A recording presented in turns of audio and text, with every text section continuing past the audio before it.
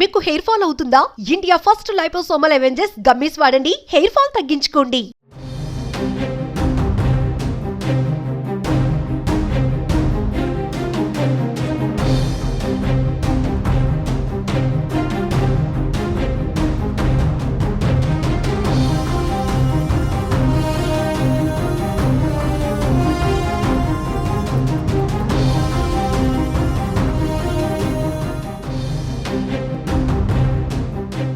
మహాకుంభమేళకు వెళ్లి తిరిగి వస్తుండగా విషాద ఘటన చోటు చేసుకుంది. రోడ్డు ప్రమాదంలో ఏపీకి చెందిన 7 మృతి చెందిన దుర్ఘటన మధ్యప్రదేశ్లో చోటు చేసుకుంది.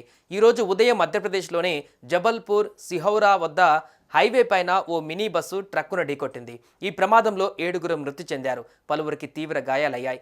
మృతులంతా ఏపీకి చెందిన వాళ్లుగా తెలుస్తోంది. ఘటనా స్థలానికి పోలీసులు చేరుకున్నారు. గాయపడిన వారిని ఆసుపత్రులకు తరలించి చికిత్స అందిస్తున్నారు.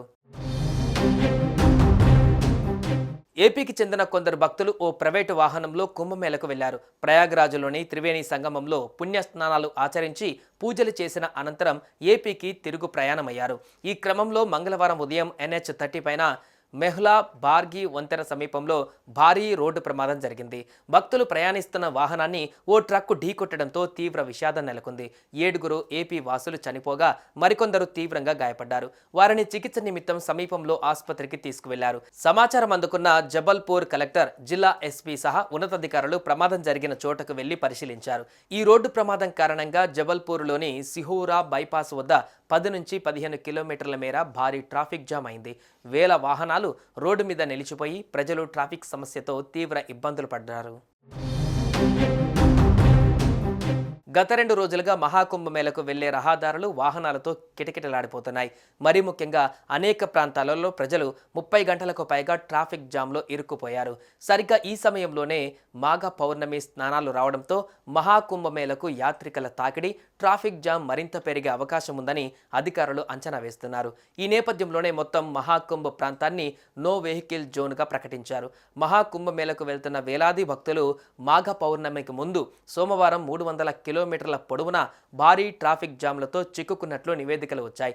పరిస్థితి తీవ్రతను తెలియజేస్తూ పోలీసులు సాధ్యమైతే ప్రజలను వెనుదిరిగి వెళ్లిపోవాలని కూడా చెబుతున్నారు.